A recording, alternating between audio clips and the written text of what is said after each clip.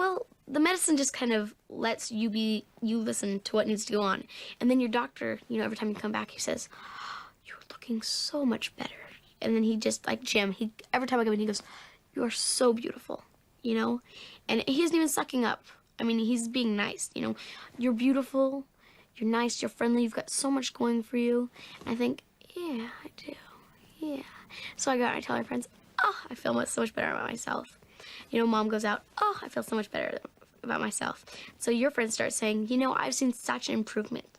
I've seen such improvement." And everybody improves all the way around.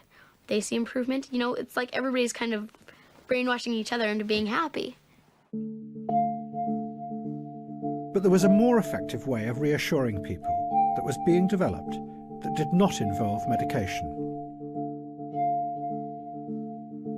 It too came from computer systems, but this time artificial intelligence.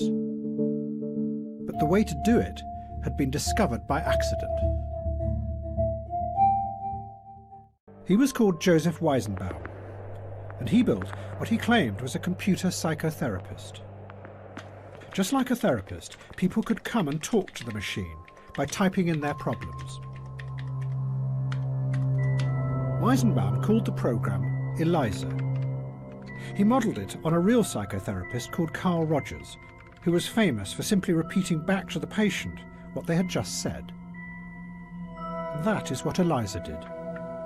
The patient sat in front of the screen and typed in what they were feeling, and the program repeated it back to them, often in the form of a question. Men are all alike. In what way? They're always bugging us about something or other. Can you think of a specific example? Well, my boyfriend made me come here. Your boyfriend made you come here? He says I'm depressed much of the time. I'm sorry to hear that you're depressed. It's true. I am unhappy. Do you think coming here will help you not to be unhappy? Well, I need some help. That much seems certain. One of the first people to use Eliza was Weizenbaum's secretary, and her reaction was something that he had not predicted at all. And I asked her to my office and sat her down at the keyboard, and then she began to type. And of course, I looked over her shoulder to make sure that everything was operating properly. After 2 or 3 interchanges with the machine, she turned to me and she said, "Would you mind leaving the room, please?" And yet she knew, as Weizenbaum did, that Eliza didn't understand a single word that was being typed into it. You're like my father in some ways. You don't argue with me. Why do you think I don't argue with you? You're afraid of me. Does it please you to think I'm afraid of you? My father's afraid of everybody. My father's afraid of everybody. Weizenbaum was astonished. He discovered that everyone who tried Eliza became engrossed. They would sit for hours telling the machine about their inner feelings and incredibly intimate details of their lives. They also liked it because it was free of any kind of patronizing elitism. One person said, "After all, the computer doesn't burn out, look down on you, or try to have sex with you."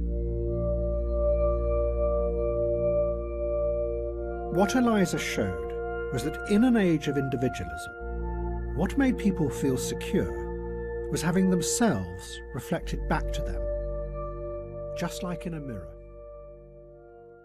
Artificial intelligence changed direction and started to create new systems that did just that, but on a giant scale. They were called intelligent agents. They worked by monitoring individuals, gathering vast amounts of data about their past behaviour, and then looked for patterns and correlations from which they could predict what they would want in the future. It was a system that ordered the world in a way that was centred around you. And in an age of anxious individualism, frightened of the future, that was reassuring, just like Eliza. A safe bubble that protected you from the complexities of the world outside.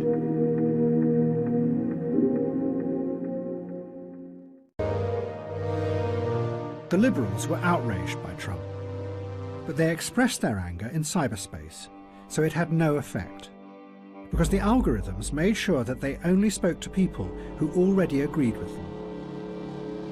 Instead, ironically, their waves of angry messages and tweets benefited the large corporations who ran the social media platforms.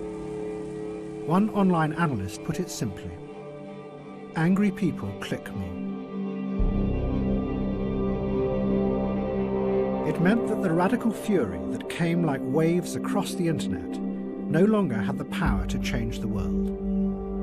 Instead, it was becoming a fuel that was feeding the new systems of power and making them ever more powerful.